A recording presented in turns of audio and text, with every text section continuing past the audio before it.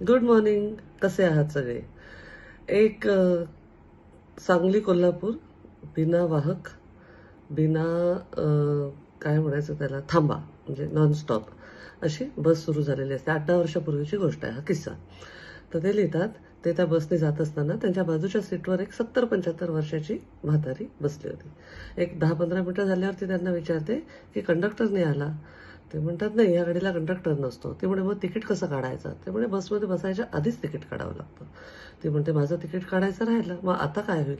ते म्हणतात, काही नाही, समजा कोणी आलं चेक करायला तर दंड भरायला लागेल, पण आपण त्यांना समजावून सांगू की चुकून असं झालंय, वाचता आलं. ते म्हणे, पण मला वाचता येतं, मी कोल्हापूर वाचूनच या गाडीत चढली आणि मी दुसरीपर्यंत शिकली आहे, पण मला मौका मिळाला असता तर मी पुढे शिकली असते.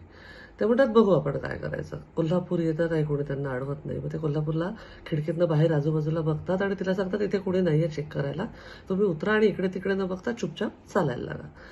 ती बाई जाते, हा माणूस उतरतो आणि छान चहा प्यायला जातो ठेल्यावर. 5 मिनिटात ती बाई वापस येते. हा माणूस म्हणतो, आजी तुम्ही गेल्या नाही अजून?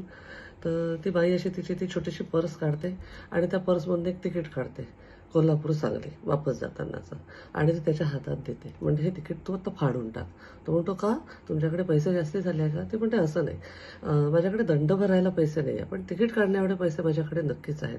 आणि कसं आहे, जिच्या दर्शनाला आलो तिच्या आशीर्वादामुळे आपला प्रवास सुखकर झाला, आपल्याला कोणी काही अडवलं नाही, काही गालबोट लागलं नाही, सगळ्यांच्या समोर लाज राखायला गेली, मला मध्ये उतरावं लागलं नाही. आणि ज्या महालक्ष्मीच्या दर्शनाला आलो त्याला कोणाची तरी लक्ष्मी लबाडून यायचं, हे काही बरोबर नाही.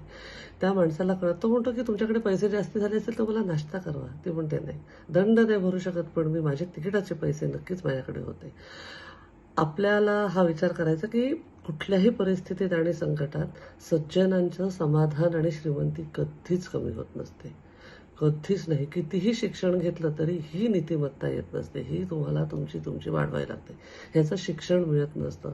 आणि अशी गोड माणसं जी आहेत ना, ही आपल्या समाजाची श्रीमंती आहेत, निरागस आहेत, आपल्या मनातला राम जपणारी आहेत, आणि अशी अवतीभोवती आपल्या खूप बघायला मिळणारी माणसं, त्यांच्यामुळे आपलं आयुष्य चांगलं असतं, त्यांच्यामुळे आपल्याला ब्लेसिंग्स मिळत असतात.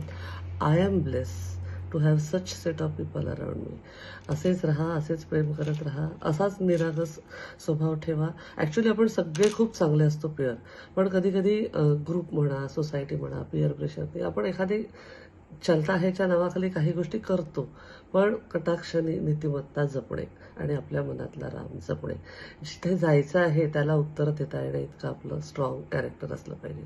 Stay bless. I love you all.